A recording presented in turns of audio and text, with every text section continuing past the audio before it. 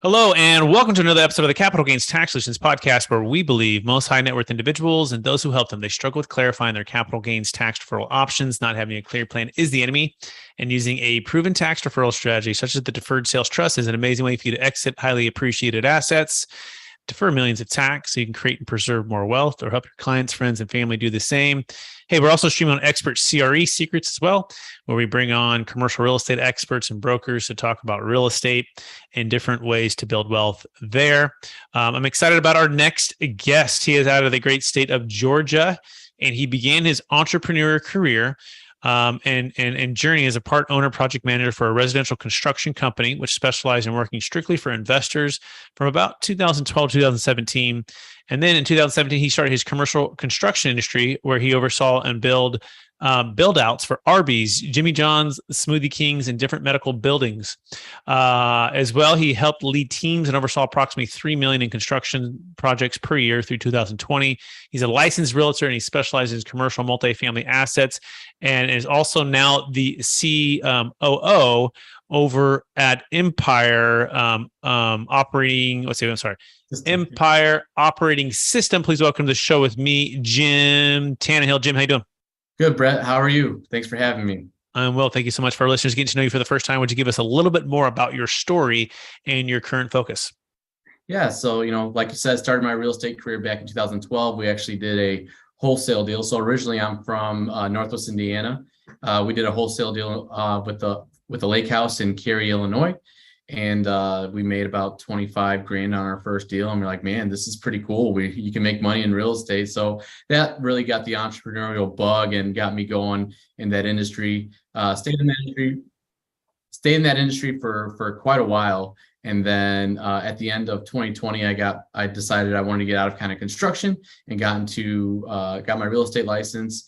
And then about a year after I did that, I saw the Empire Operating System, and I said, man, I wish I would have known this back when I first started my entrepreneurial journey. Would have saved me from learning a lot of lessons the hard way. Mm-hmm. So it's become my drive, my passion, my focus right now to educate everybody on how important an operating system. Empire is obviously important in what I'm representing, but how important an operating system is in your business and how important it is to implement it early on versus waiting until you get to a comfortable place. So yeah, I started with towards the beginning of the year as COO of Empire, and it's been going great. It's awesome. By the way, you can find out more about the business operating system by going to empireom.com. That's empireom.com.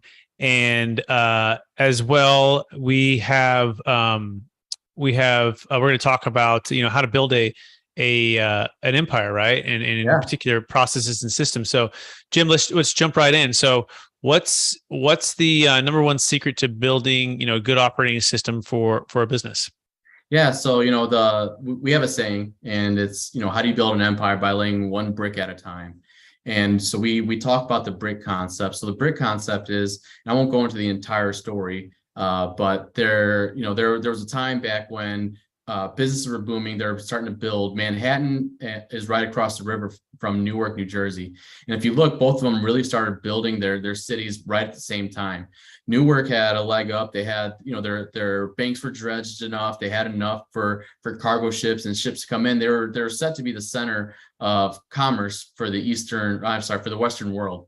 But what Newark got caught up on is they wanted different architectural designs. They wanted all these specialty materials, different things like that, when there was a brick factory right up the river from both them and Manhattan.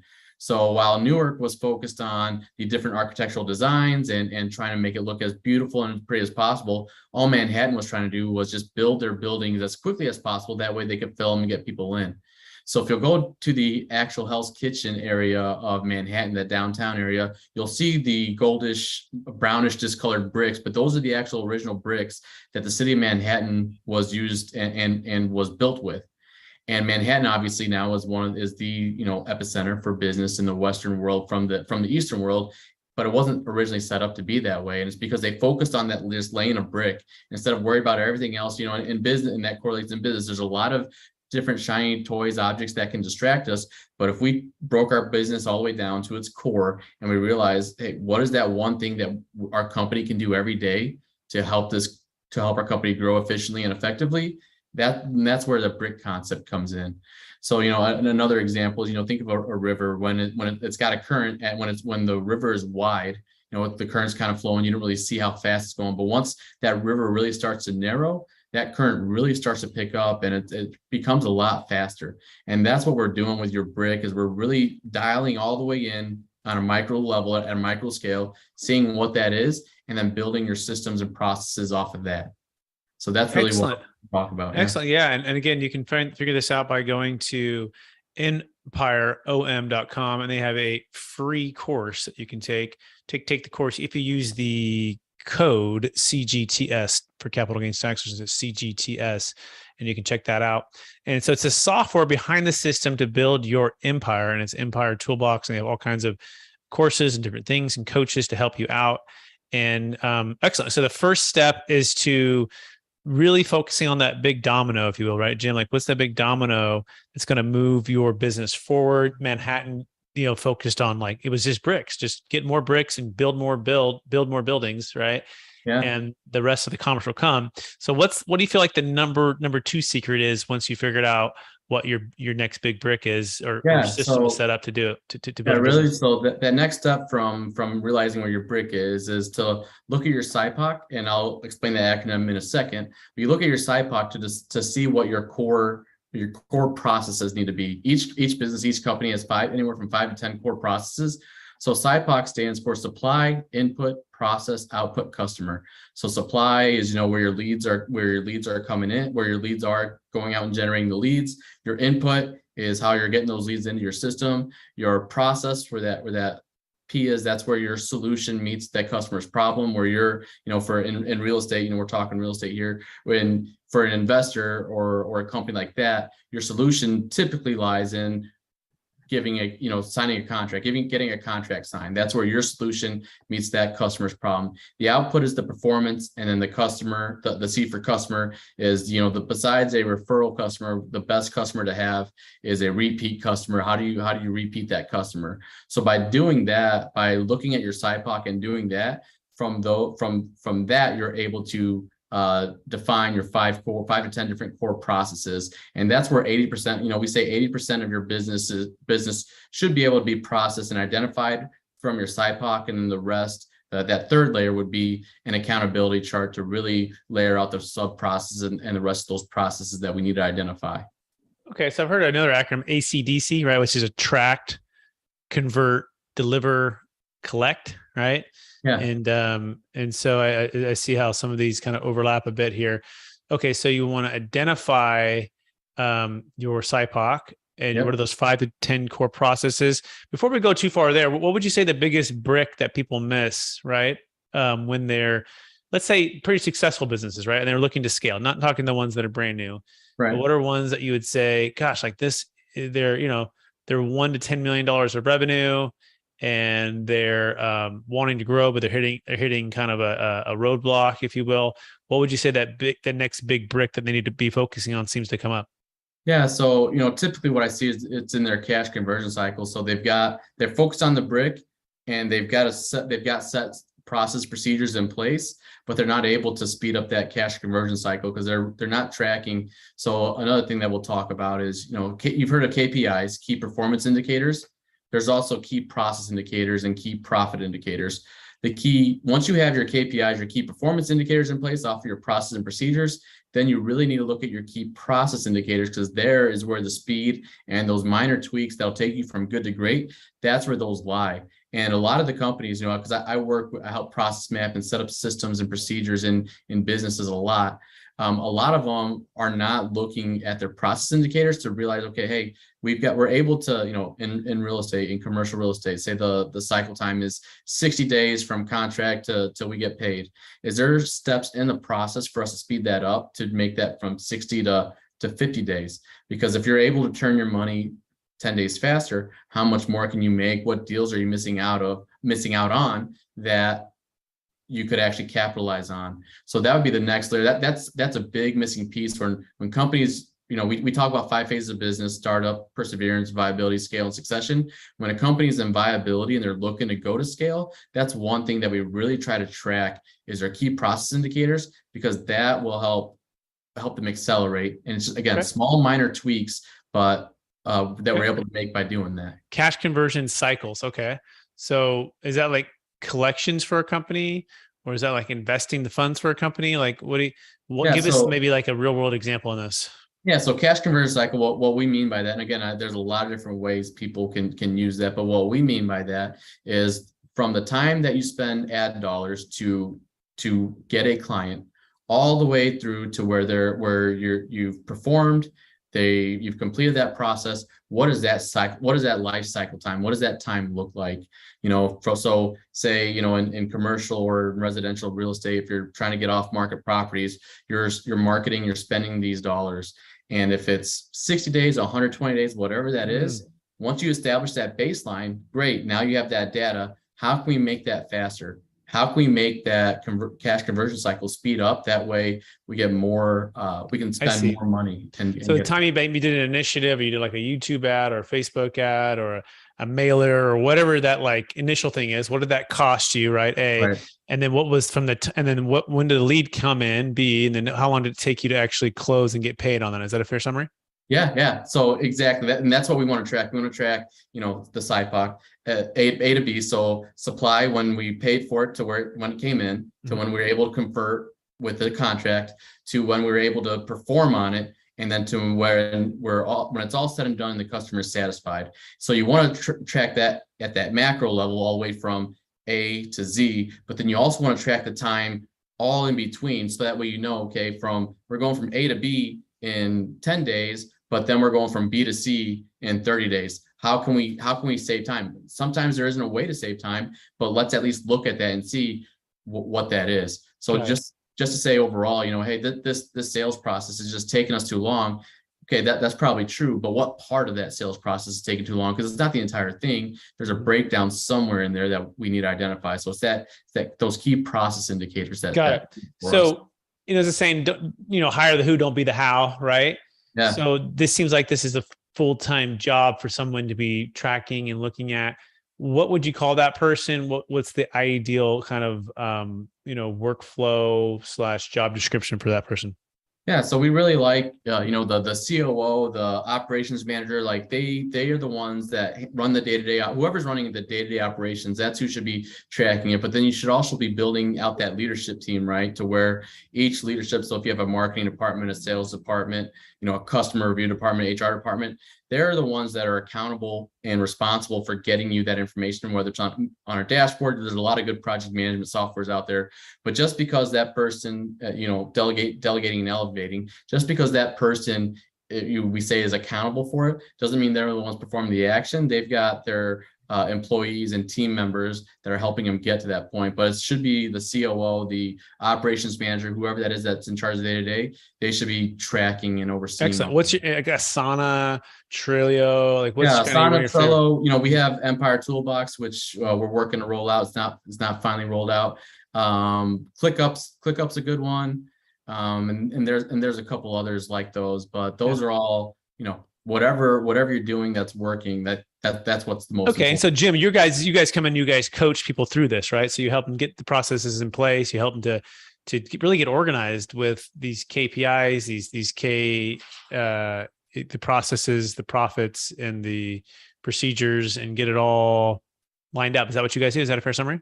Yeah, that's all part of it. We also work, help you with your purpose statement, mission statement, forecasting, core values, and a lot of leadership. We teach the operational side, but there's a lot of methodology and ideology that's tied to it that goes along with it. But yeah, that is a fair summary. That's awesome. I think it needs help. I mean, even people with QuickBooks too, right? Do you guys see like the QuickBooks and integrations and all that? Yeah. Yep. It's great. Excellent. So we covered kind of the first two. Anything else you want to add to the number one secret to building, an empire and operations? Anything else you want to add? What I haven't asked you so far? No, I mean, those are really, the foundational, the foundation of Empire and who we are. That's that's what that is.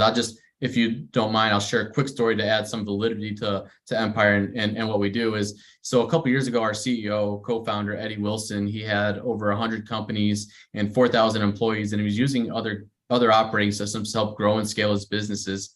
and good operating systems. You won't hear a negative word from myself, from Eddie, about any of the other operating systems out there. Great operating systems. And the importance is, and I'll reiterate that, is that you have an operating system that you at least go by. But he wasn't happy with everything that he got. So he took all the good pieces that he liked from operating systems, and he built what we call Empire now. In 2019, he was able to exit, I believe it's 85 of those businesses for $1 billion plus in revenue. And that, that's a big number. And it's not just because, obviously, it's not just because the operating system, there's a lot of other things that he did, but it was partly because he had an operating system and he built it. So the biggest difference between us and any other operating system out there is we can help you in all the 5 phases. So again, that's startup, perseverance, viability, scale, and succession. We can help you we'll meet you where you are and help take you to where you want to go. Where some of those operating systems are great to help you get from perseverance into viability. Some are good to help you once you get to that point from viability to scale. But we feel like we are that one operating system that speaks to all those phases and can help you in each one of those. Yeah, very well said. And by the way, you can learn more about Jim Tannehill at empireom.com. It's empireom.com. You can check out the free business operation course. Make sure you put the code in CGTS. That's CGTS.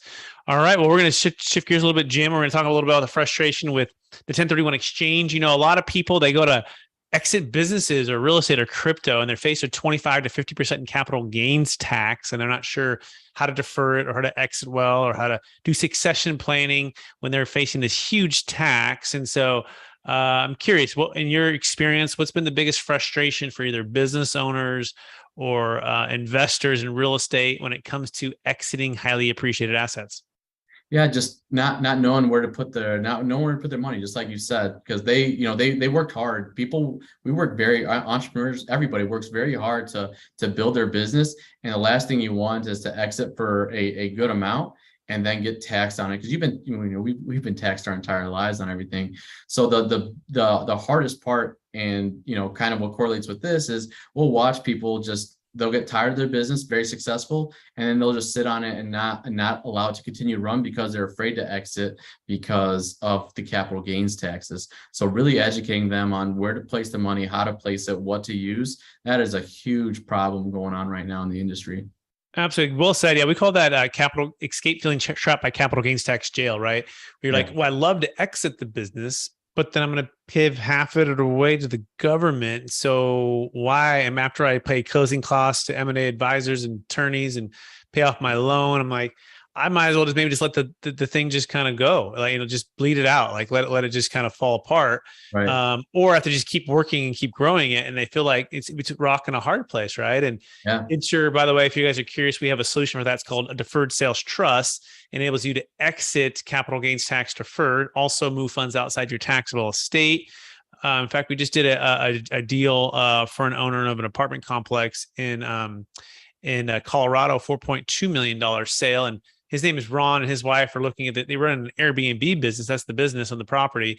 Huge tax. And they're like, Brett, we're making a lot of money, but we're like ready to just kind of retire and to spend more time, on properties aren't as intensive and more time traveling. And so they were able to exit without having to do a 1031 exchange. If you want to learn more about that, you can go to capitalgainstaxsolutions.com. That's capitalgainstaxsolutions.com. You can also check out the new book that's coming out. It's called Building a Tax Deferred Exit Strategy. And Kevin Harrington from Shark Tank's in the book. Other multifamily operators, syndicators are in the book. That's Building a Tax Deferred Exit Strategy on Amazon. That being said, Jim, are you ready for the lightning round? Yeah, let's go. Let's do it. All right. Knowing what you know now, Jim, if you go back to your 25-year-old self or 20-year-old self, what's the one golden nugget you make sure to tell yourself to do? Man, the work is worth it, but figure out earlier on how to work smarter and not just harder. It's both. It's not. I've always heard the term, work harder, not smarter, but it's both. Though the great ones, the ones that are set apart, they work harder and smarter. So I wish I would have realized that back then, how important it is to work smarter to go along with the hard work. Excellent. Question number 2: what's the number one book you've recommended or gifted the most in the past year? Oh man, You Can't Hurt Me by David Goggins. That one's a great mindset one. Entrepreneur. He's really good at setting the mindset. And then I have a second one that I really like, Tim Grover, he's written Relentless in Winning. He was the personal trainer for Michael Jordan and currently Russell Wilson and a lot of high caliber athletes. And I just really like the mindset stuff right now. So Tim Grover and David Goggins. Excellent. Question number 3. What are you most curious about right now? Oh, what am I most curious about? I'd like to understand a little bit more about, blockchain and NFTs and that kind of industry. I've had some people try to educate me on that, but with everything that I've got going on, I haven't been able to focus on that. But I do feel like that's important and might be, it depends on who you talk to. But I feel like that might be one of the next big things in business. So I'd like to be able to slow down a little bit and kind of wrap my brain around that. Absolutely. And by the way, I'll be speaking at the Blockchain Real Estate Summit coming up in Austin, Texas. If anyone is interested in attending, you should come check it out. It's talking all things blockchain and real estate. Some amazing speakers and amazing people going to be there. That's in Austin, Texas, coming up in September 23rd and 24th, AT&T Conference Center in Austin, Texas. You can go to blockchainrealestatesummit.com to learn more. That's blockchainrealestatesummit.com. Next question for Jim. Number 1 leadership quote or theme that you strive to live by. Oh man, I have I have an entire notes in my phone that I take down, but right now, the last quote that really I'm chewing on is, we don't see the world as it is, we see the world as we are. And that's been something that I've been really chewing on and working on my perspective right now is, that's why the definition of America means so many different things, so many different people. And they're not wrong. It's just the way they view the world. So I'm working on really my perspective, how I view the world, how I view this different situations, I am good or bad. They're indifferent. It's how I view them. And that's something, I think I heard that from Ryan Holiday on one of either his podcasts, or I listen to most of my books. So it's either on Audible or that, but that's the quote that sticks with me right now. Awesome, Jim. Thanks for sharing. Last question. After all your success, helping the people you've helped, building the business you've built, and how do you help, what's the number 1 habit that you practice that helps you to stay centered in your values and stay encouraged to charge forward to reach new heights? Yeah, so I'm very spiritual. I believe in God, and that time that I spend praying, meditating, and in church and reading the Bible for myself, doing devotions like that. That's what helps me on the good and bad days. I love Simon Sinek's book. This concept about starting with why, but for me, it's a layer deeper than that. And it starts with who. And I know that I was put on this earth for a reason, to help as many people as possible for a reason. And when I remind myself of that constantly on the good and bad days, on the bad days, Jim, it's going to get better. And the reason you're doing this is because of who God has called you to be and who you're supposed to help. And on the good days, to keep me centered. When I'm seeing success, when I'm doing the great things, remember, it's not about you, Jim. It's about pushing more people to the Lord and to God. So that's really what helps keep me centered. Beautiful. Amen, brother. Love that. For our listeners who want to get in touch with you, Jim, what's the best place for them to find you? Yeah. So, I'm on LinkedIn. I'm on Instagram. I'm at coach.jimT. And then if they want to reach out via email, it's jim@empireom.com. And then, I'm on Facebook and LinkedIn and Instagram, most of the social media platforms. So that'd be the best way. Awesome, Jim. Thanks for being on the show. And also thank our listeners for listening to an episode of the Capital Gains Tax Solutions podcast, also streaming on Expert CRE Secrets, where we believe most high net worth individuals and those who help them, they struggle with clarifying their capital gains tax referral options. Not having a clear plan is the enemy, and having a proven exit strategy like the Deferred Sales Trust exit is an amazing way to build your wealth, to create and preserve more wealth, and or getting with someone like Jim as a coach to actually supply, input, process, output, customer, all of the stuff, SIPOC, to build your operation. So you actually have a big profit, right? And you can sell it at even a bigger price. You want to make sure you're hiring the who, not being the how. And we got to remind ourselves, all of us who are entrepreneurs and real estate investors of any sort, if we're building something, if we want to scale, you want to get with experts like Jim and his group. go to empireom.com to learn about that. And if you want to learn more about the Deferred Sales Trust, just go to capitalgainstaxsolutions.com. That's capitalgainstaxsolutions.com. Look for the new book that's coming out here soon. Again, Building a Tax-Deferred Exit Strategy. And it's the proven playbook for unlocking your ideal wealth plan when exiting any highly appreciated asset. So appreciate everyone out there. Please rate, review, subscribe. Please share this with someone who can be an inspiration to. And we so appreciate everyone out there in YouTube, iTunes, and everywhere else that you might be consuming the content. And until next time.